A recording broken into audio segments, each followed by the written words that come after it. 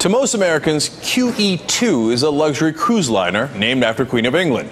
It's a lovely buffet, all you can eat.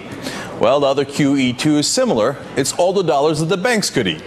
It stands for quantitative easing, and it's a fancy name for the Federal Reserve buying billions of dollars of government bonds as a way of pushing interest rates below where they currently stand, which is almost zero.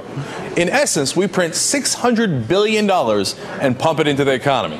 In today's Washington Post, Fed Chair Ben Bernanke explained the move like this, quote, "This approach eased financial conditions in the past and so far looks to be effective again. Stock prices rose and long-term interest rates fell when investors began to anticipate the most recent action.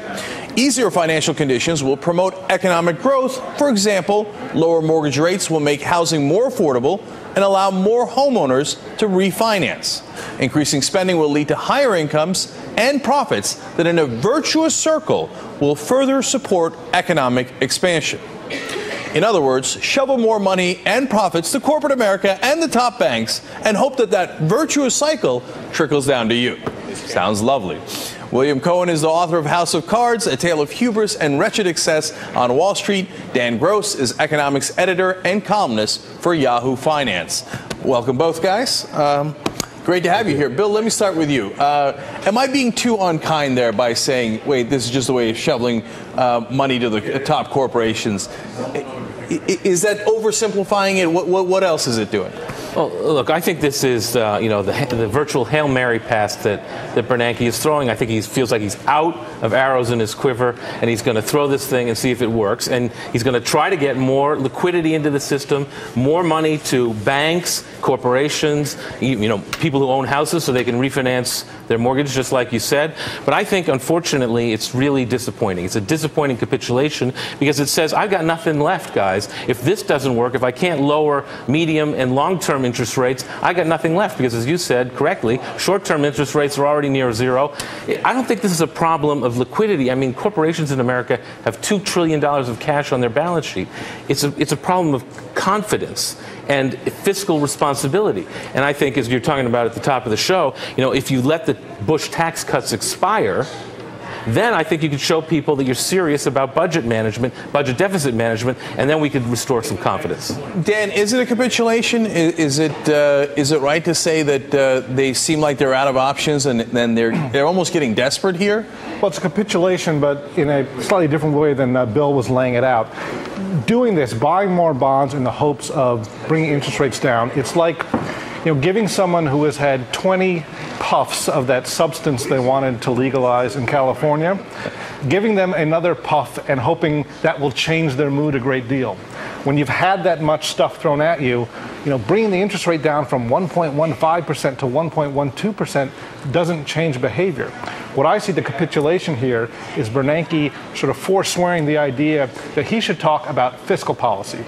He's basically saying monetary policy alone can't do this. He's cut rates all he can. There are two forms of stimulus in the world. There's the stuff that the Fed does, lowering interest rates, buying assets, and there's the stuff that the government does, cutting taxes, tax breaks, tax rebates, infrastructure spending, handing people shovels, handing people checks, food stamps, all these sorts of things. Government spending is stimulus, and that needs to be done. And when you look at his writings about the Depression and about Japan, before he was the central bank head, he made the case that you got to do the monetary stuff and you also have to do the fiscal stuff. And he does not seem to have the courage or the gumption or the tendency to tell the political system, all those people reading the Washington Post op-ed, you do something too. Right. Now, look, I'm afraid that this is a way of that it's not going to have much effect, as you guys are both saying. Okay, they've already pumped this up so that the interest rates are as low as possible. In fact, I'm afraid it's going to have an adverse effect of eventually one day leading to stagflation when the inflation goes back up after printing all these dollars.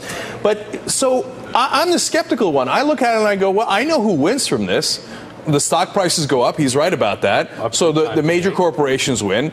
The banks already know it's coming. They can buy ahead of time. They win, right? On trading, yes. Right. So am I being too skeptical, or am I being sufficiently skeptical in saying the richest people in the country, the richest corporations win again, and I'm not sure we win at all? And to drive your point home, to its logical conclusion, look at savers. All of a sudden, we've become a nation of savers again, which is a good thing.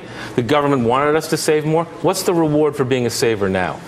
10 basis points on your savings account? After this gambit, it's going to be even lower. So savers are finally doing the right thing. American people are saving for a rainy day, and we're being rewarded with nothing. Unfortunately, it's also forcing people to look for higher yielding investments, just like it did, when Greenspan lowered interest rates after 9/11. So we're going to have more speculation. More speculation, Oh, perhaps another bubble, and I think it's deja vu all over again. And that it's sounds really lovely. shocking to me. And Dan, to go to your point, is this an end run around the Treasury? Like, they realize, oh my God, if we take money like in the form of TARP, then everybody yells at us, and it's real political trouble. But if we just get the Fed to print it, we can just take that and then, kind of circulate it among the big boys, and everything's going to be fine. I'm sure there's some appetite for that, but I think, at some level, Bernanke thinks, I'm the Fed. Greenspan kind of strayed too far afield when he started talking about things like housing prices and stocks and fiscal policy, and to kind of maintain our independence, we don't want to step out beyond the bounds of just doing what we can do with monetary policy. So there's one other set of potential victims here, and that is pensions. Because pensions, they calculate whether they're funded or not based on expected returns. So that, you buy bonds that yield 5%, so I have this much money to pay everybody. When interest rates plummet, and when they're at 1% and 2%, all of a sudden, it seems like your pension isn't funded. So the same corporations that are benefiting on one hand from lower interest rates to refinance debt, all of a sudden now their pension funds look like they're not particularly well funded. And the same thing with all these public employee pension funds, which are badly underfunded to begin with, and now face this crisis. And the middle class takes another cut. And just let me get quick agreement here, if you agree, that this does nothing infrastructure-wise and structurally for the economy. I mean, we don't fix anything to actually improve the economy. Do we create jobs, et cetera, et cetera? It's just another Band-Aid, it looks like. Well, it could happen, right? I mean, the thinking is, let's get this money into the hands of corporations who already have this $2 trillion, and they will spend it on building new plant and equipment, hiring new workers, and a whole new generation of... Yeah, of course. If it trickles down. I think that's why this is such a scary message, because it's saying, look, this is all I got left. We've already tried all these other things, and they're not working. Some people are saying, hey, why not just give it to us? Why give it to the top guys and hope it trickles down to us? Just give it to us instead. But that's for another day and not likely to happen. Thank you both, you guys, for joining us. Really appreciate it.